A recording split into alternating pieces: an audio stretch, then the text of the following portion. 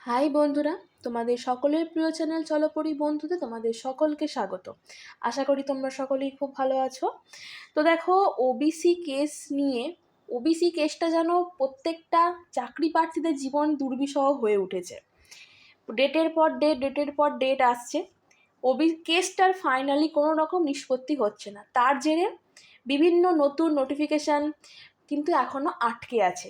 তো এই ভীতি রয়ে গেছে পিএসসি মিসলেনিয়াস যারা মেন্স দেবে এবং ক্লার্কশিপ যারা মেন্স দেবে তাদের মধ্যেও। তো এই দুটো পরীক্ষার যে মেন্স পরীক্ষা, এগুলো কি ওবিসির কারণে আটকে যাবে? অলরেডি কিন্তু পিএসসি এর ডেটও ঘোষণা করে দিয়েছে। তো একজন পিএসসির যে প্রাক্তন আধিকারিক স্যার আছেন, ওনার কাছে এই প্রশ্ন দুটো করেছেন এবং স্যার কিন্তু পুরো খোলাখুলিভাবে সেই উত্তরটা দিয়েছেন। তো আমি আজকে তোমাদেরকে সেইটাই দেখাবো। দেখো, একজন প্রশ্ন করেছে, স্যার এই হতাশা অসহনীয় হয়ে উঠেছে। গতকাল কলকাতা হাইকোর্টের মুখ্য সচিবের বক্তব্যের পর অনিশ্চয়তার কালো মেঘ যেন আরও ঘনিয়ে উঠেছে। 2023 সালের মিসলেনিয়াস ক্লার্কশিপ পরীক্ষার পরবর্তী ধাপগুলো কি ওবিসি মামলার জন্য এবারেও স্থগিত হয়ে যাবে? দয়া করে এ বিষয়ে আলোকপাত করবেন। ঠিক আছে, তো এবার স্যার কি উত্তর দিয়েছেন দেখে নেওয়া যাক। দেখো, আমাদের শ্রদ্ধেয় স্যার জানিয়েছেন যে ওবিসি মামলার কারণে মিসলেনিয়াস পরীক্ষা পেছানোর সম্ভাবনা নেই।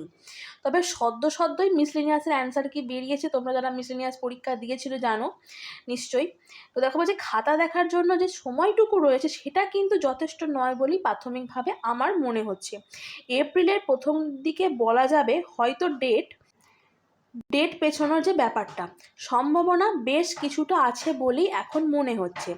অর্থাৎ মিসলেনিয়াসের যেহেতু অ্যান্সার কি এখন বেরিয়েছে, তাই পরীক্ষা যদি পিছোয়ও সেটা কিন্তু ওবিসি মামলার জন্য না, সেটা খাতা দেখার কারণে।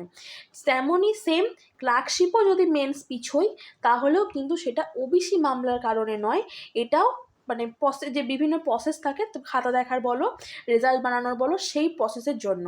তাই তোমরা যারা মিসলেনিয়াস ক্লার্কশিপ অ্যান্সার কি মেলানোর পর তোমাদের মনে হয়েছে তোমরা কোয়ালিফাই করবে, তোমরা কিন্তু পুরো দমে লেগে থাকো মেন্স পরীক্ষার জন্য। কারণ ওবিসি মামলা কিন্তু এই দুটো পরীক্ষার মেন্সকে আটকাবে না, এটাই স্যার ক্লিয়ারলি জানিয়ে দিয়েছেন। এবং ফার্দার এপ্রিল স্যার বলেছেন যদি ডেট পেছনের ব্যাপারটা এপ্রিলের প্রথম দিকে উনি জানাবেন। যদি জানান বা আমি জানতে পারি তাহলে আমি অবশ্যই তোমাদের সঙ্গে সেটা আলোচনা করে নেব।